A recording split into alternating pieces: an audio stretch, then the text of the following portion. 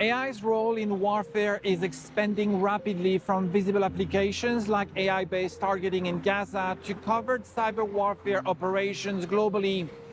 At the recent CAS Security Conference in Canberra, Professor Shiri Krebs shed light on the ongoing AI arms race in warfare with potential implications for Taiwan.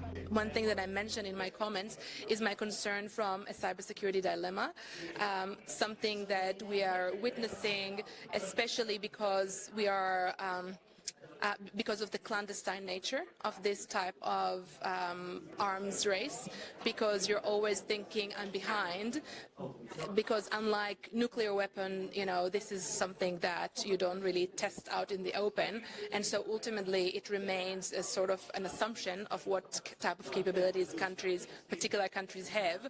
There's a strong appetite and necessity to adopt these tools as well, whether that's in the warfighting context or the intelligence context. Certainly our adversaries are already demonstrating strong capability in this space, and it's only appropriate that there's strong investment. At the moment, the sort of principled approach is that you always have to have a human decision maker sitting within the kill chain. I don't think we've arrived at a point yet in the cyber domain where you'd have real-time offense-defense activity happening in cyberspace, where it would be impossible to have a human decision-maker to insert themselves. The complexity of human involvement in AI-driven warfare extends beyond simple yes or no answers. Krebs raises crucial concerns about human ability to keep pace with AI systems. The company that's producing drones for both the two conflicts in Gaza and Ukraine, they basically advertise kind of swarm drones. You can have now one individual providing guidance or controlling, 300 drones, right? And so the question is, how can a human respond to targets generated through 300 drones at the very same time? Right? And so I think this is all not about whether we have a human on the loop that needs to verify a target, but rather what can that human do with its, with his or her cognitive abilities. These challenges are not limited to physical warfare, but extend to cybersecurity threats, which have been soaring in the region. Held Janik from the Cybersecurity Cooperative Research Center in Perth reminds organizations to prioritize their response and containment over attribution during an attack. I think at the point where you're hit by an attack, the attribution is not the primary objective for an individual organization. It is much more focusing on containing the attack and marshalling the response to the attack and managing the consequences of that attack should your customers be affected. Quite often a cyber attack is actually using the easiest means of succeeding. And that is no different whether you have a nation state actor or other actors out there to maximize the benefit they can reap. So the least effort I have to spend in an attack to be successful, the better it is.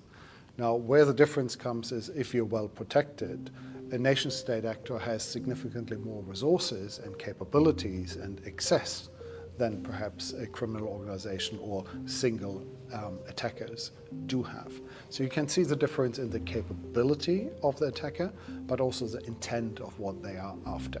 To mitigate these risks, Janik and his team have developed the board game Corporate Compromise, which educates players on effective cybersecurity strategies. These simulations guides participants through realistic incidents like ransomware attacks to demonstrate how adversaries exploit digital vulnerabilities for extortion. A cyber attack is an attack that an adversary is using digital means to break into an organization and extract some benefit from it. Possibly the most relevant that you hear about a lot is the ransomware attacks. It's a predominant threat to organizations. A lot of these have changed tack in the past years towards exfiltration of data. So it's no longer about locking up your system. It is about extracting information from your systems and promising not to release it in the public for a payment, for an extortion payment. As AI continues to transform warfare from cyber operations to drone swarms, the urgency of comprehensive legislation grows. The widening gap between AI capabilities and human cognitive limits demands robust regulatory framework to ensure ethical and effective use of these powerful tools.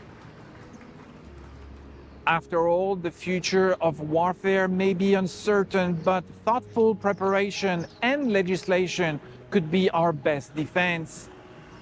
This is Dimitri Boyas in Taipei, Canberra, and Perth for TVBS World Taiwan.